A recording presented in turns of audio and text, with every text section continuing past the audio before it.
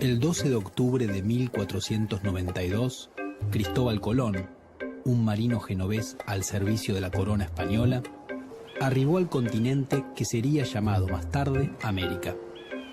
La llegada de los europeos marcó el inicio de la formación de las actuales sociedades americanas y por eso la fecha es recordada en todos los países del continente. A partir de los viajes de Colón comenzaron las exploraciones en la región y pronto empezó su conquista a través de la fuerza. Primero fueron las islas del Mar Caribe y unos años más tarde los españoles lograron vencer a dos grandes imperios, el de los aztecas en el actual territorio de México y el de los incas en Perú. Lo consiguieron aprovechando la sorpresa que generó su llegada, usando a su favor los conflictos entre los indígenas, en particular el resentimiento de los pueblos oprimidos por los aztecas y los incas, y en algunos lugares por un fenómeno inesperado. Los europeos trajeron enfermedades que causaron miles de bajas entre poblaciones que no tenían anticuerpos contra ellas. Con esas conquistas, los españoles obtuvieron mucho oro y dominaron a vastas poblaciones, a las que hicieron trabajar para ellos. Avanzaron buscando lo mismo hacia otros territorios americanos y así se internaron en lo que hoy es Argentina.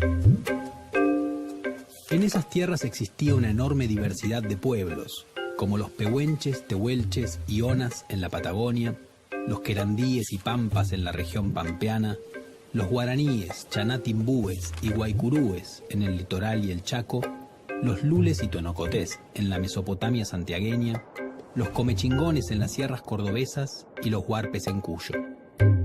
En la zona que hoy es el noroeste argentino había mayor densidad de población. En la puna habitaban los casabindos y los cochinotas, mientras que en las quebradas y las sierras que van desde Jujuy hasta La Rioja vivían los humahuacas, los tilcaras y los ocloyas en la parte norte y distintos grupos de aguitas del lado sur, entre ellos los calchaquíes, amaichas, hualfines, belenes y quilmes. Se trataba de sociedades que, desde fines del siglo XV, habían sufrido el dominio inca.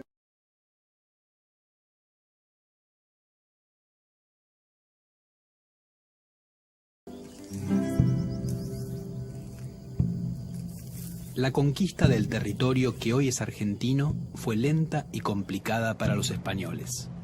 La primera expedición importante llegó en 1536 al Río de la Plata y fundó la ciudad de Buenos Aires, que debió abandonar unos años más tarde ante la presión de los querandíes. La misma expedición fundó Asunción, actual capital de Paraguay, y logró consolidar esa ciudad en medio de las tierras guaraníes. El noroeste de la actual Argentina, región a la que se llamó Tucumán, fue invadido a partir de 1543 por españoles que no habían obtenido lo que querían en la conquista del Perú, o que se habían tenido que ir de allí por enfrentamientos con otros españoles. Sus progresos en el Tucumán fueron lentos, porque encontraron una fuerte resistencia indígena y porque hubo conflictos entre los mismos españoles.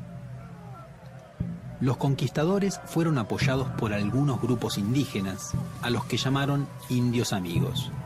En general, los grupos nativos que anteriormente habían sido aliados de los incas, colaboraron con los españoles y los ayudaron a combatir contra otras comunidades indígenas con las que ya venían luchando desde antes.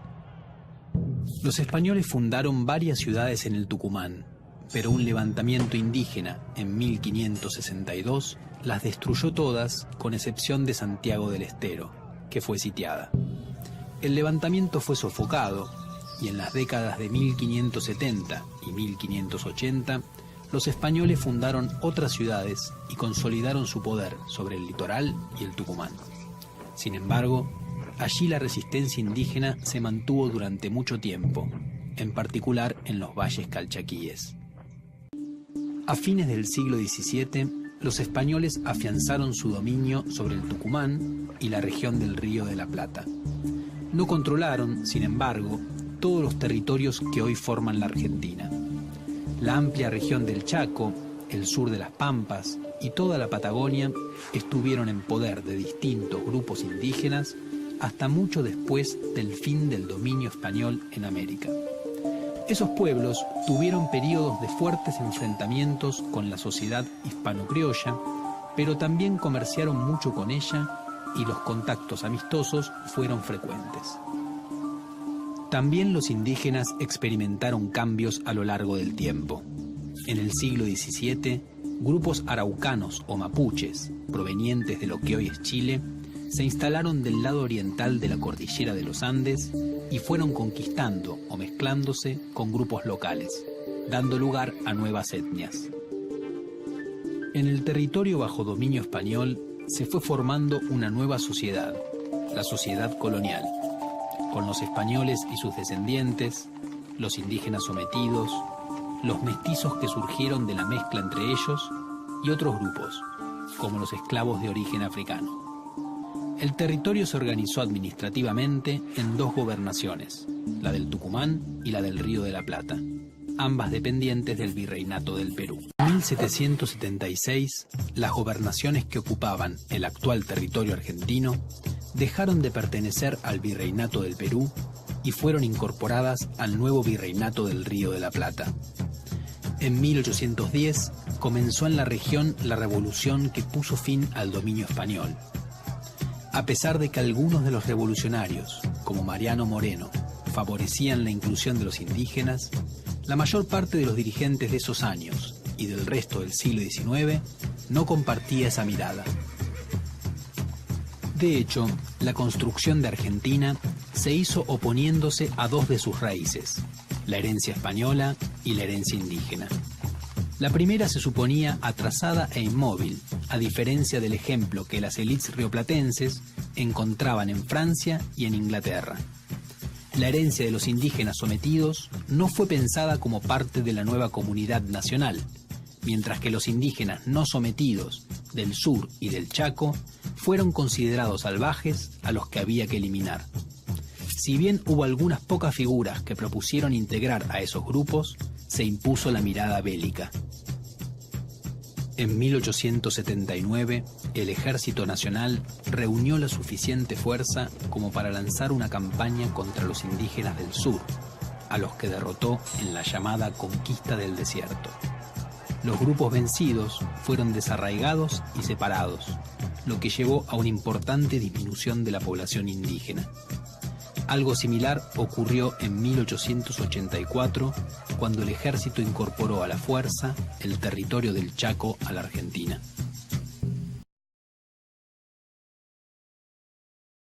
La negación de la importancia del componente indígena en la configuración de la sociedad argentina se hizo corriente y fue parte de su ideario colectivo hasta hace muy pocos años. No le ocurrió lo mismo a la herencia española, que tras un siglo de rechazos, fue recuperada para el momento del centenario de 1910 como un componente clave de la argentinidad.